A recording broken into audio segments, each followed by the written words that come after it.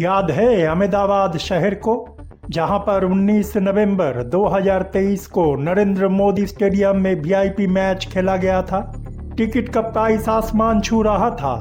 उस VIP match का result भी वीआईपी जैसा ही हुआ था।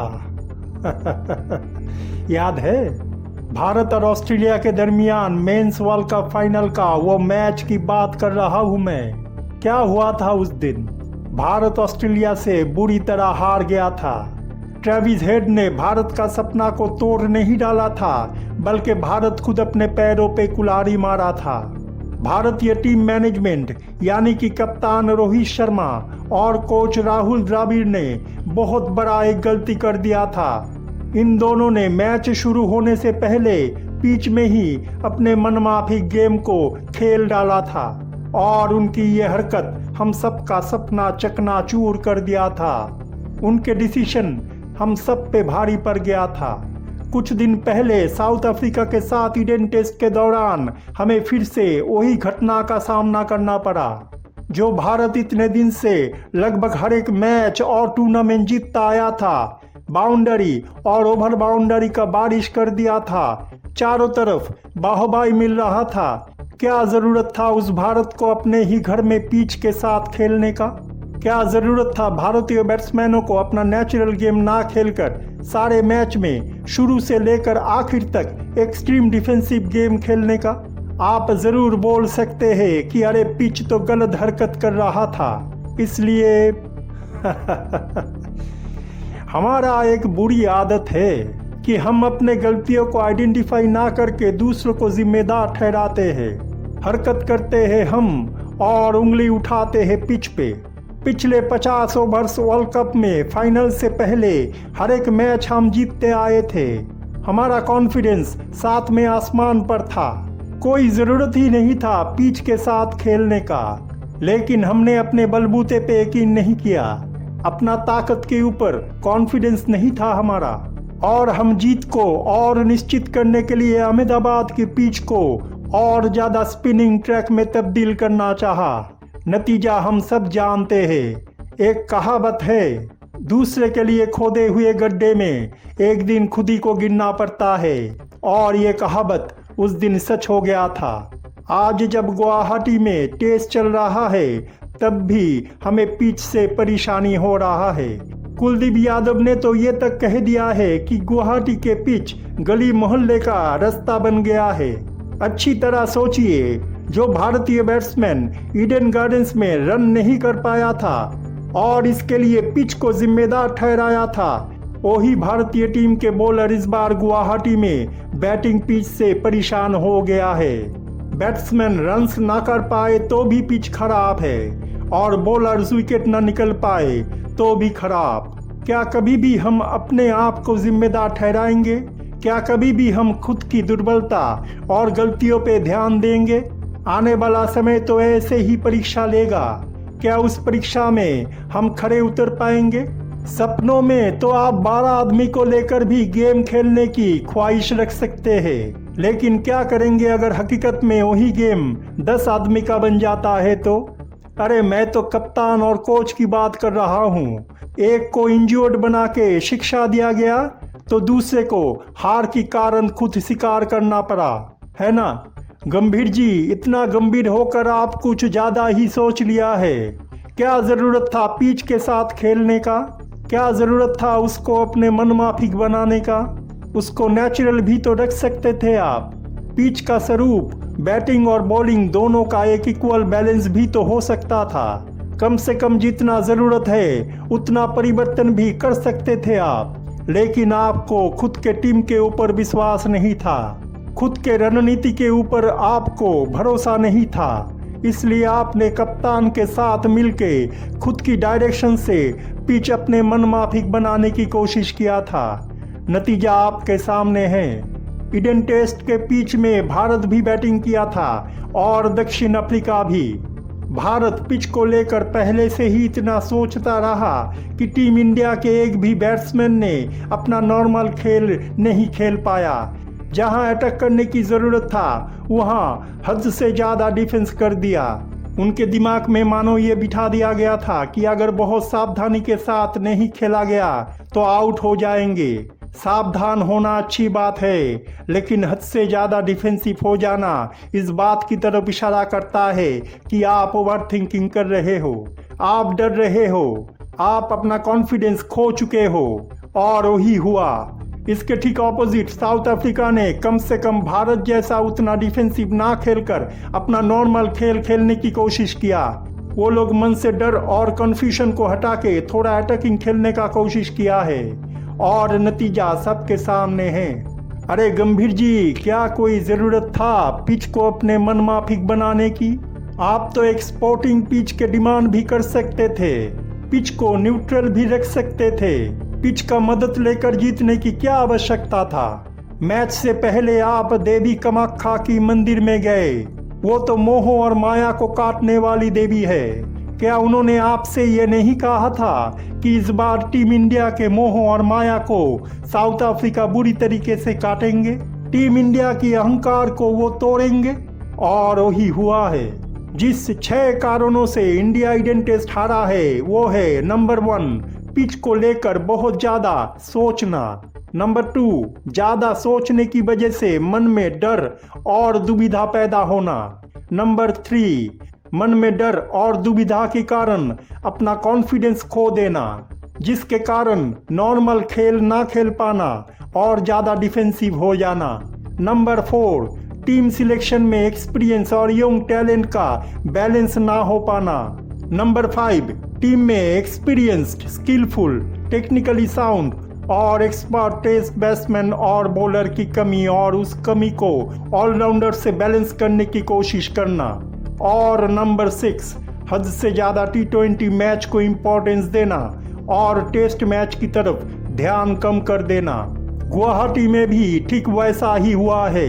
यहाँ पर भी इंडियन टीम मैनेजमेंट की तरफ से एक पटा पिच की मांग किया गया था ताकि Indian batsman south African bowler की धज्जियां उड़ा दे। लेकिन हुआ उल्टा। यहाँ पर साउथ अफ्रीका ने पहले इनिंग्स में इंडियन बॉलर्स को पीट पीट के एक बड़ा स्कोर खड़ा कर दिया और इसके बाद टीम इंडिया ने यह शिकायत किया कि पिच को हाईवे की रास्ते की तरह बना दिया गया है, जहां से इंडियन बॉलर्स को कोई मदद नहीं मिल रहा है। बाद में इंडियन बैट्समैन वही पिच पे साउथ अफ्रीकन बॉलर्स के सामने नागिन डांस करना शुरू कर दिया और एक शर्मनाक हार स्वीकार कर लिया। गुवाहाटी में भी इंडियन टीम मैनेजमेंट पिच को अपने मन माफिक बनाने की कोशिश किया है, अपने खेल में ध्यान नहीं दिया है, बल्कि बाहर की कंडीशन को अपने मन माफिक बनाने की कोशिश किया है। असल में ये इंडियन टीम एक अच्छा टेस्ट टीम था ही नहीं। टीम सिलेक्शन में वनडे और T20 की मिलावट कर दिया गया। टेस्ट मैच की टीम ये है ही नहीं। इस टीम में तो रोहित शर्मा, विराट कोहली, मोहम्मद शामी जैसे एक्सपीरियंस खिलाड़ी होना चाहिए था। इस टीम में राहुल द्रविड़ या सौरव गांगुली जैसे कोच होना चाहिए था। सर्वोपरि इस टीम में वो टेस्ट खेलने की मानसिकता होना चाहिए था जो पहले से हम देखते आए हैं। असल में दक्षिण अफ्रीका के साथ 2 टेस्ट मैच की ये सीरीज होने से पहले ही भारत इसको हार चुका था और इसका कारण है इंडियन टीम मैनेजमेंट के अंदर बैठा हुआ डर, दुविधा और कॉन्फिडेंस की कमी। खुद की काबिलियत पे भरोसा ना करके दूसरे कारणों को अहमियत देना और जिम्मेदार ठहराना। मैच से पहले काली माता की मंदिर में जाना जितना जरूरी है, उससे कई गुना जरूरी है खुद की गलतियों पे ध्यान देना। भाग्य उसका ही साथ देता है जो खुद का साथ खुद देता है। आज हो सकता है कि गौतम गंभीर ज्यादा गंभीर हो जाए और अपना इस्तीफा दे दे, लेकिन अगर उसने और इंडियन टीम ने इन 2 मैचों से सीख नहीं लिए तो यकीन मानिए आगे भी उनके साथ ऐसा ही होगा। घटनाएं हमें सिखाता है, लेकिन हम अगर नहीं सीखते हैं तो वही घटनाएं बार बार रूप बदलकर हमारे सामने आता है, हमें वही सीख देने के लिए। यहाँ पर भी वही हुआ है। वनडे वर्ल्ड कप मैच में ऑस्ट्रेलिया के खिलाफ जो कारणों से हमें शिकस्त मिला था, इस बार साउथ अफ्रीका के साथ लगभग ठीक वही कारणों से हमें हार देखने को मिला। हम वर्ल्ड के नंबर 1 टीम से डर गए थे। हमारे अंदर कॉन्फिडेंस कम हो गया था। हम बैलेंस में नहीं आ पाए। दूसरा गेंद को हम समझ ही नहीं पाए और मन में डाउट लेकर हम खेलने उतर गए। साउथ अफ्रीका के खिलाफ ये हार सिर्फ भारतीय टीम मैनेजमेंट को सिखाने के लिए ही नहीं है, बल्कि हम भी अपने जीवन में इससे कुछ सीख सकते हैं। हर एक घटनाएं हमें सिखाने के लिए ही होता है। खुद की कमजोरी और गलतियों को उपेक्षा करना आज टीम इंडिया पर भारी पड़ गया है।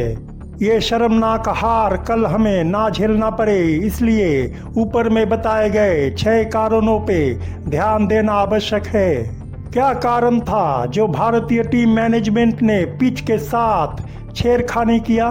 क्या पिच यानी कि आउटसाइड इन्फ्लुएंस होगा तभी हमारे टीम अच्छा खेलेगा? अगर ऐसा है तो क्या जरूरत है टेक्निकल स्किल्स और इंडिविजुअल टैलेंट का? क्या जरूरत है खेल के अंदर रणनीति बनाने का? अगर पिच ही खिलाड़ी के जगह पर मैच खेल देता है तो खिलाड़ियों को खेलने का क्या जरूरत है? अपने अंदरूनी ताकत पे भरोसा ना करके जो अपने स्वार्थ के लिए बाहरी कंडीशन को प्रभावित करने का कोशिश करता है, उसका हालत आखिर में टीम इंडिया जैसा ही होता है। भारत की हार आज हमें ये सिखाता है कि हमें अपने आप को खुद के अंदर ढूंढने का कोशिश करना चाहिए, ना कि बाहर की कंडीशन, परिस्थिति या परिवेश हर वक्त आपके मन माफिक होगा, ये जरूरी नहीं है। इसलिए दूसरों को नियंत्रित ना करके खुद को और खुद की शक्तियों को नियंत्रित कीजिए। खुद की तरफ झांकिए।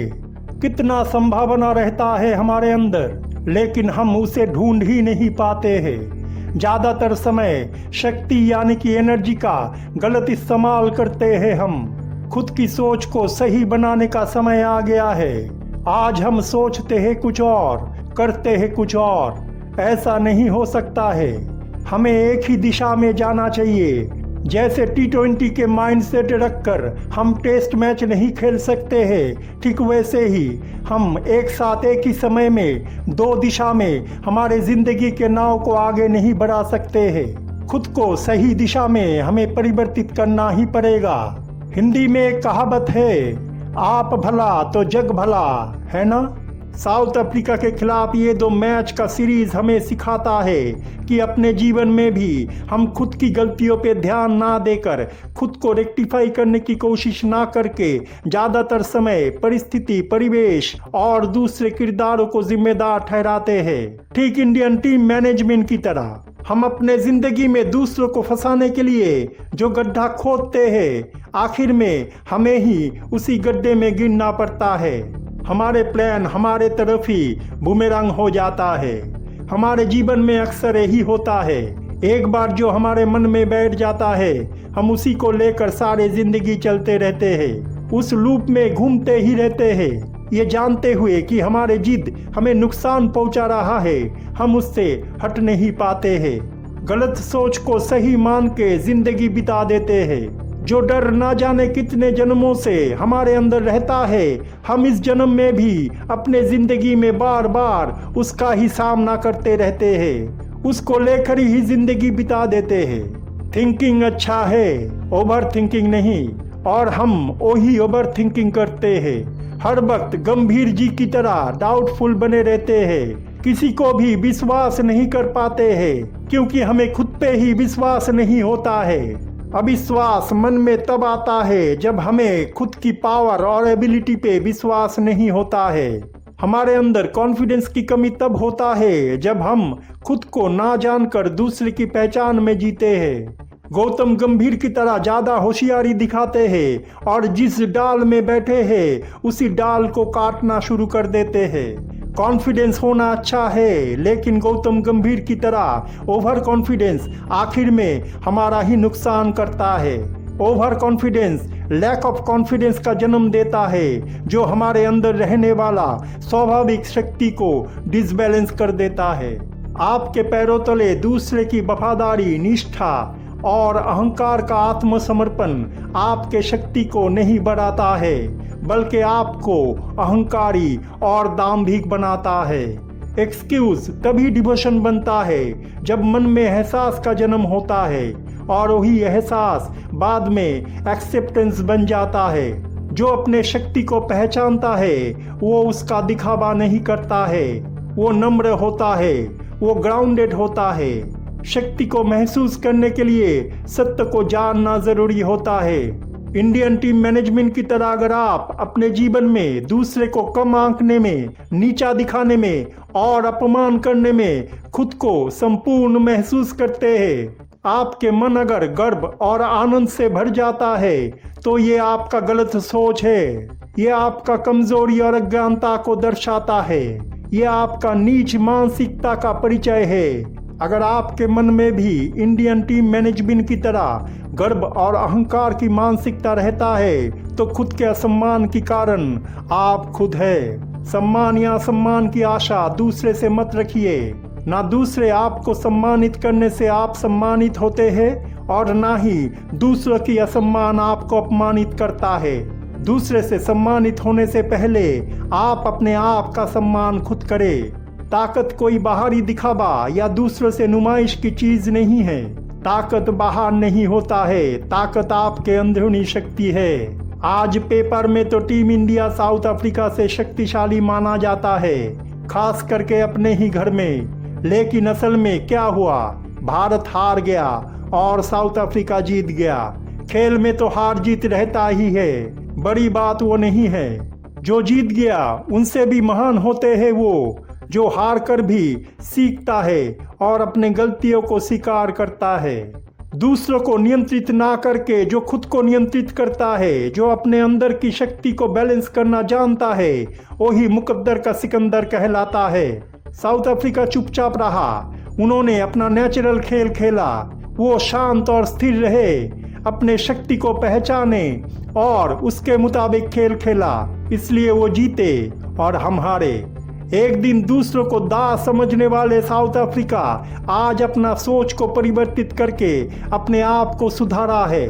वो अपने ही पूर्वज के नियंत्रण, शासन और शोषण वाला फ्यूडल मेंटेलिटी का अनुसरण नहीं किया है, बल्कि उस भयंकर दानवीय प्रवणता और प्रवृत्तियों को तोड़ा है।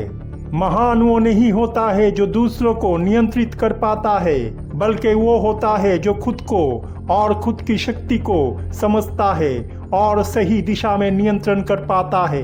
इस विषय में ब्रूस ली को हम उदाहरण मान सकते हैं। दूसरों को अपने अधीन बनाने की मानसिकता को हमें छोड़ना पड़ेगा। अगर आज भारतीय खिलाड़ियों के लिए उनके प्रशंसक सब कुछ कर रहा है तो ये जरूरी नहीं है कि कल भी वो लोग उनके प्रशंसक बने रहेंगे।